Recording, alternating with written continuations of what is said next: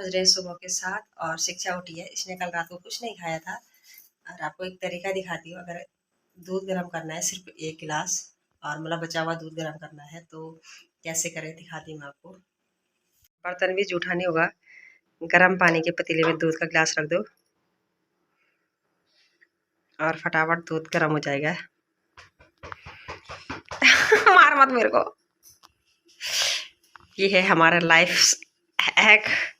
इसमें देखो यहाँ कैसे कौन लाइयो बच्चा।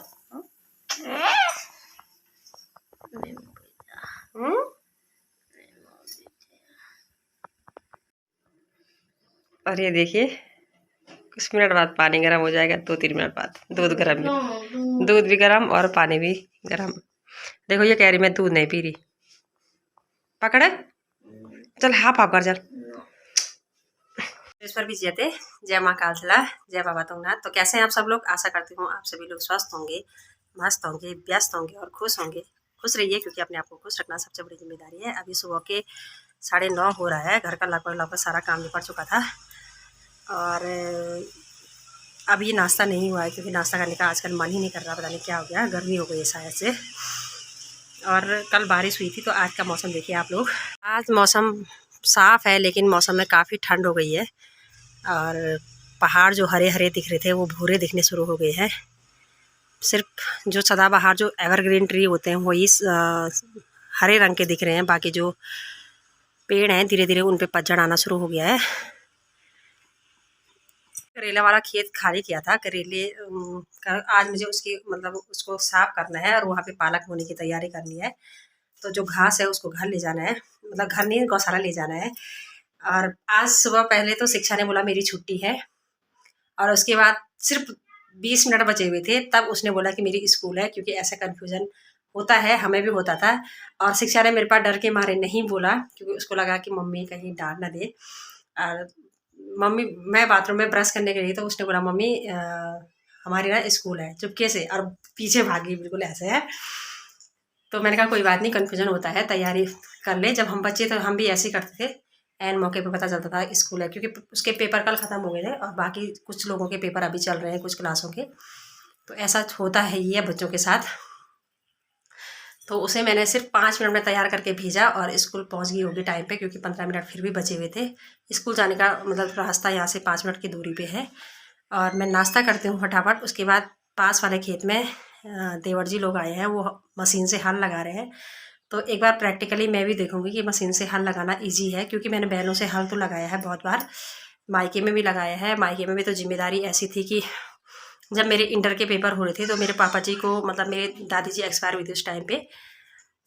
और पापा जी हमारे यहाँ पे 1 साल तक जो क्रियाक्रम में बैठे हुए क्रियाक्रम करते हैं जो लोग, तो वो 1 साल तक हल नहीं लगाते। हल लगाना उनके लिए वर्जित रहता है।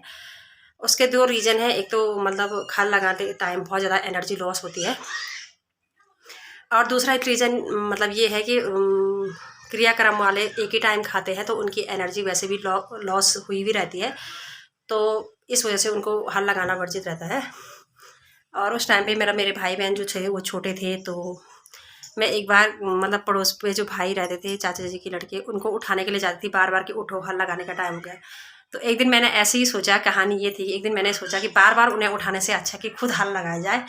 और मैंने पहले ही दिन 7 खेतों में हल लगाया था और उसी दिन क्या था 7 खेतों में धान बोया था और उसी दिन मेरा इकोनॉमिक्स का पेपर भी था। इकोनॉमिक्स का पेपर था तो जो एग्जामिनर होते थे वो उसी रास्ते, मतलब गांव के ही थे, वो पड़ोस वाले गांव के थे, तो वो उसी रास्ते एग्ज़ाम सेंटर के लिए जा रहे थे। तो उन्हें मुझे देखा तो हंसने लगे मुझे देखे कि लड़की हल लगा रही है। और उसके बाद उन्होंने मुझे एग्जामिनेशन हॉल में देखा तो उन्होंने मुझसे पूछा मैंने तुझे कहीं देखा हुआ सा लग रहा है। मैंने कहा तेरे को कहाँ देखा।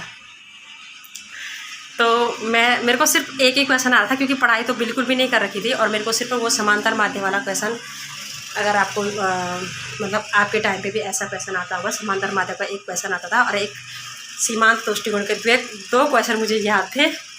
तो 10-10 नंबर के 2 क्वेश्चन मैंने वो हल किए और 5 नंबर का ऐसे टूटा टूटा कुछ लिख दिया। सिर्फ 35 नंबर के लिखा था। लास्ट टाइम पे ऐसे होता है। और टीचर ने की बात कर रही हूँ, टीचर ने कहा था कि मतलब मैंने तुम्हें कहीं देखा है। तो मैंने उन्हें कहा कि मैं सुबह हल लगा रही थी। तो बेटा बोले बेटा तू आराम कर ले, क्या लिखेगी, थकान तो तेरे को वैसे भी लग गई होगी, तो आराम कर ले। मैंने कहा सर कोई बात नहीं, मेरे को 2 क्वेश्चन आ रहे हैं, 2 क्वेश्चन मेरे को करेक्ट आ रहे हैं और 1 क्वेश्चन थोड़ा सा आ रहा है, तो मैं उसको थोड़ा लिख लेती हूँ। 5 नंबर लाए, क्योंकि उस टाइम पे 5 क्वेश्चन आते थे 10-10 नंबर वाले, मतलब 5 क्वेश्चन सॉल्व करने होते थे, 10-10 नंबर वाले आते थे। तो मैंने सिर्फ 35 नंबर लायक लिखा था और 35 ही नंबर इकोनॉमिक्स में आ रखे हैं। तो ऐसी थी टीचिंग, मतलब स्टूडेंट लाइफ मेरी। हाँ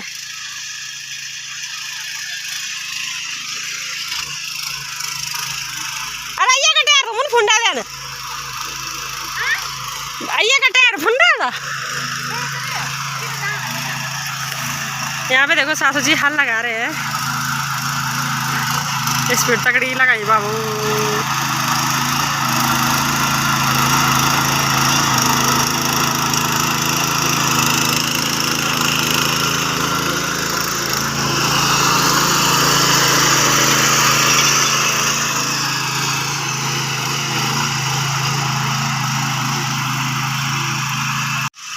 ये देखो प्रमोद और सुनील ऊपर से वीडियो बना रहे हैं।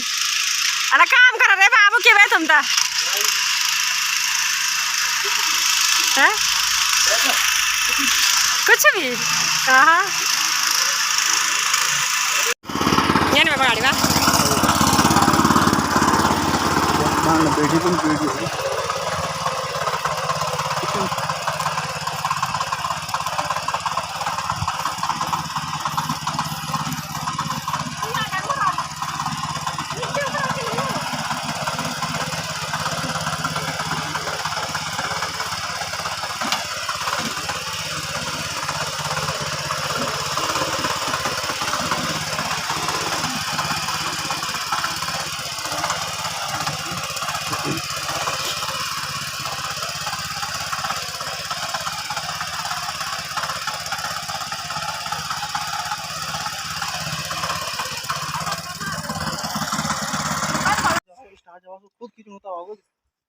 हल लगा दिया है।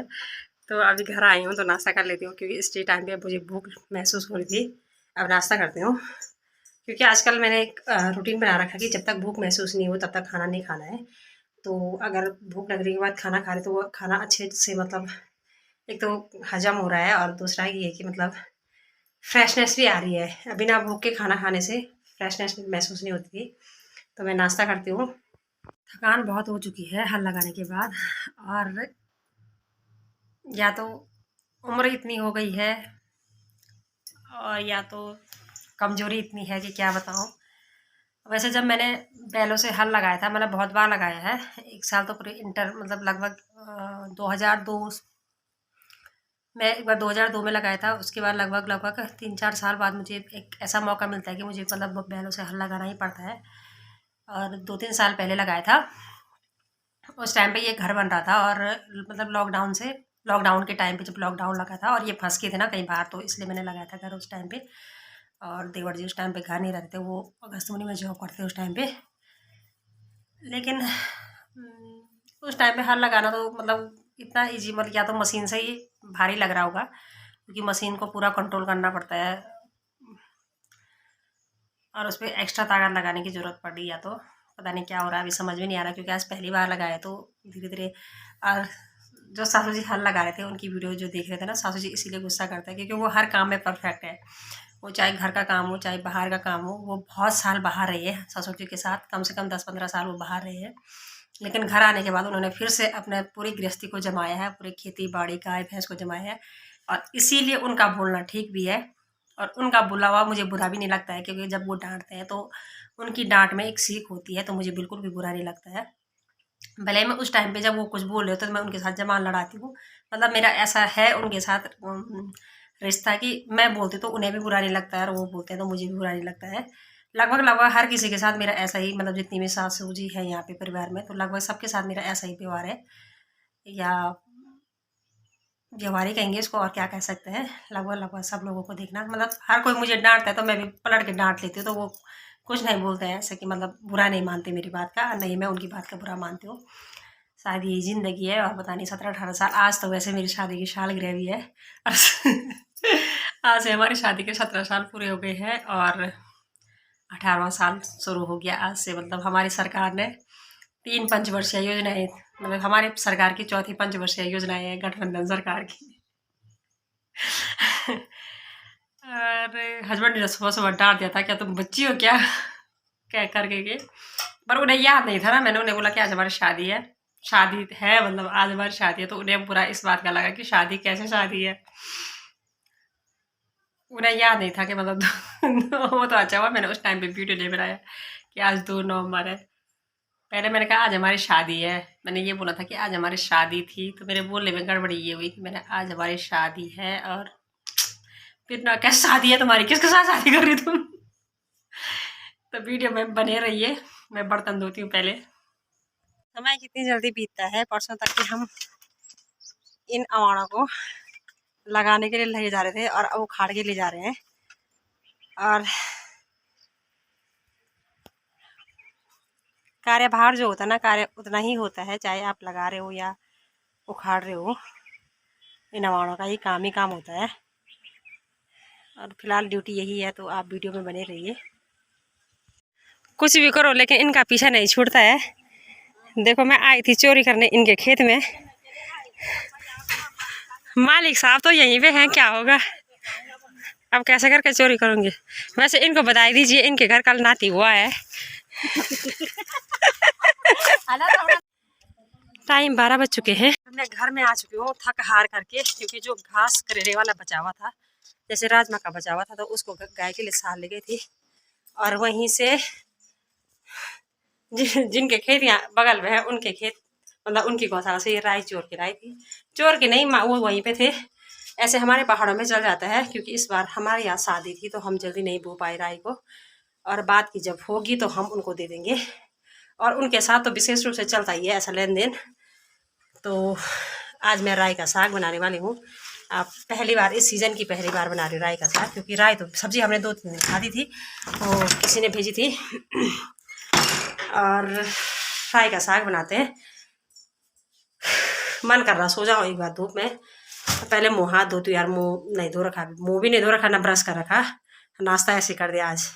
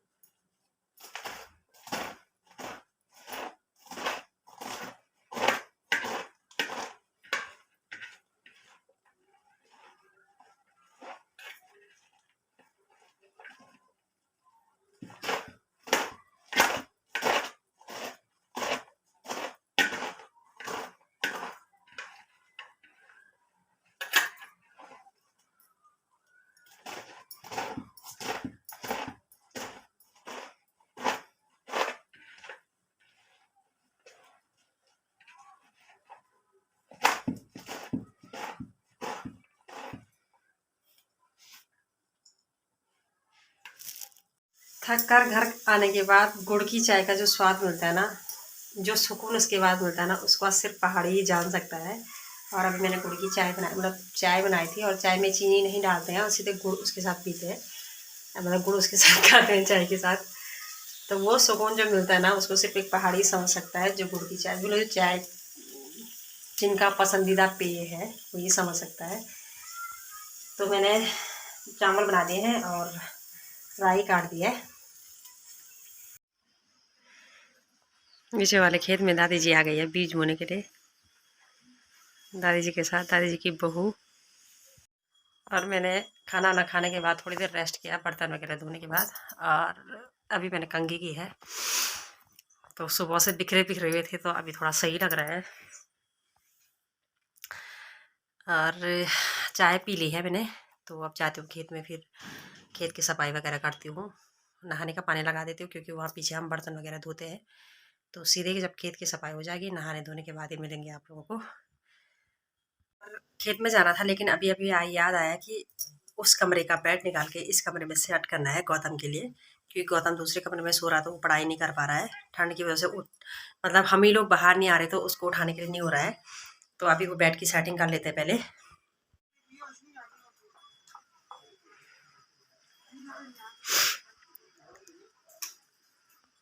ये देखिए ये दोनों गौतम इस आदित्य से कुछ दिन बड़ा है, यानी गौतम का बर्थडे आता है 5 मार्च को और इसका आता है 11 मार्च को। इसे देखो कैसे और का ठंड से, दिल्ली वाला यार ठंड से ठनिया गया। गौड़ मुझे उन पड़ी रहते देखो बुबलियो। मुसली को कहते हैं, मतलब मुसली यहाँ पे गढ़वाली में कहते हैं, और उसको कहते हैं जो चूहों ने बिल बना रखे ना, चूहे के बिल। और अगर चूहे के बिल बहुत गहरे होते हैं, अगर उसमें बैल का पैर पड़ जाए तो बैल इतने डरते हैं, डरने की बात भी है ही क्योंकि बैल नीचे गिर जाते हैं। चाय बना रही हूँ हादियों के लिए और कमरे का डेकोरेशन चेंज कर दिया है बिल्कुल भी। ये हमारा बेडरूम तैयार हो चुका है। ये गौतम का बेड लगा दिया है। अब गौतम को सुबह उठाएंगे पढ़ने के लिए। उठता है कि नहीं उठता है, फिलहाल तो तैयारी करेंगे उठाने की सुबह सुबह। जब तक वो अपने आप नहीं उठ पाता है तब तक यहीं सोएगा। अब ये खेत तैयार करना है मुझे पालक बोने के लिए। शाम के 5:45 हो रहा है। देखो रात कितनी जल्दी पड़ने लगी आजकल, और सब ने लाइटें खोल दी है। धीरे धीरे रात 5 बजे पड़ने शुरू हो जाएगी। मैंने भी घर में लाइट वगैरह खोल दी है। तो अब पानी भर के आग जलाती हूँ पहले, और पानी गर्म करती हूँ हाथ में धोने के लिए। मैंने सिर्फ बड़े बड़े हाथ में धोए हैं, गर्म पानी से आराम से हाथ में धोएंगे। तो इस वीडियो पे इस वीडियो को यहीं पे एंड करते हैं। आई होप आपको वीडियो पसंद आई होगी। पसंद आई तो लाइक कीजिए, शेयर कीजिए, कमेंट कीजिए। और बस इस तरह का ही काम दाम हमारे पहाड़ों पे होता रहता है। और तब तक के लिए टेक केयर।